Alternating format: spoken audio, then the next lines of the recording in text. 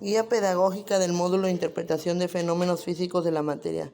De la página 33 del problema 6. Un semáforo está sostenido por un sistema que consta de un brazo horizontal y cable inclinado. Según se observa en la siguiente figura, en el punto A, actúan las fuerzas, el peso del semáforo, cuyo valor es P igual a 20 kilogramos fuerza, la tensión del cable y la fuerza F de reacción del brazo sobre el cable. Encontrar los valores de T y de F, considerando que el sistema está en equilibrio.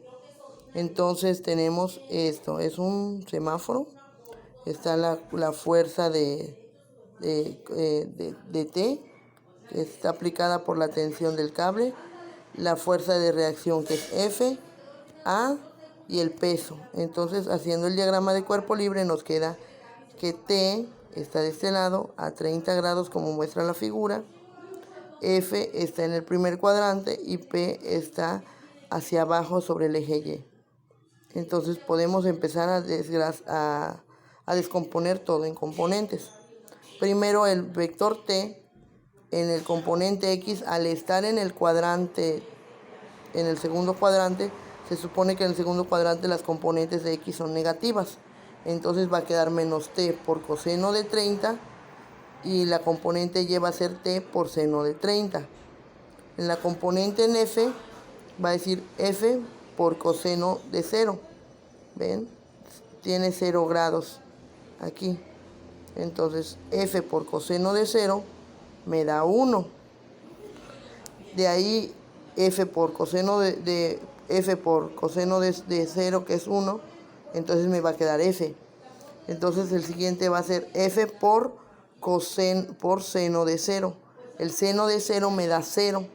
Y entonces 0 por F, pues 0. En el siguiente, en la componente en X en P va a ser P por coseno de 270, porque va hacia abajo, me va a quedar 0. Porque aparte no tiene ninguna componente en X. Y en Y va a estar toda la componente y entonces va a ser P por seno de 270 y seno de 270 es menos 1. Menos 1 por P menos P. Y entonces de aquí sacamos la primera ecuación. Tomando solo en cuenta lo que son estos elementos, ¿sí?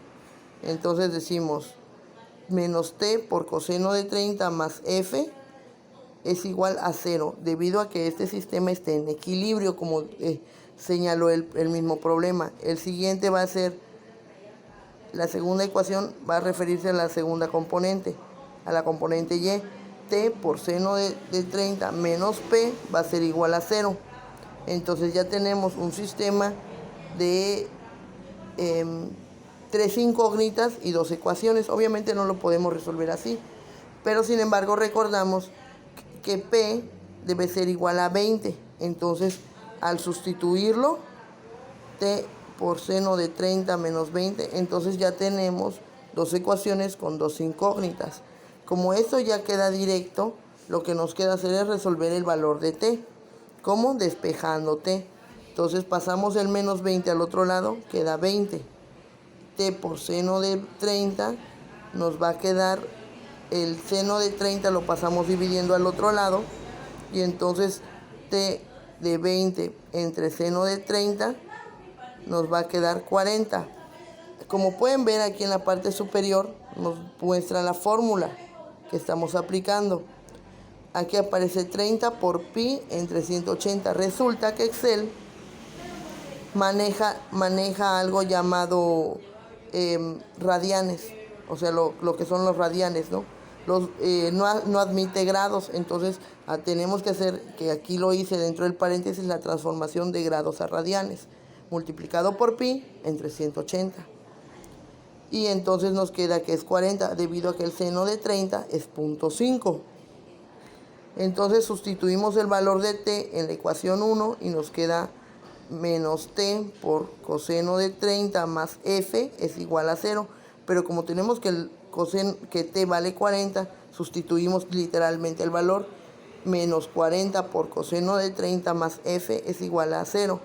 Entonces esto, como está sumándose con la F o restándose, pasa al otro lado sumando. Entonces queda F es igual a 40 por coseno de 30, y coseno de 30 es 0.86. Entonces, en coseno de 30 le hacemos lo mismo en Excel. Lo que hacemos es multiplicar 30 por pi entre 180 para pasarlo a radianes, y lo puede admitir Excel. Entonces, coseno de 30 grados nos va a dar 0.86. 0.86 por 40 nos queda entonces que F es igual a 34.64. Y con eso terminamos el problema.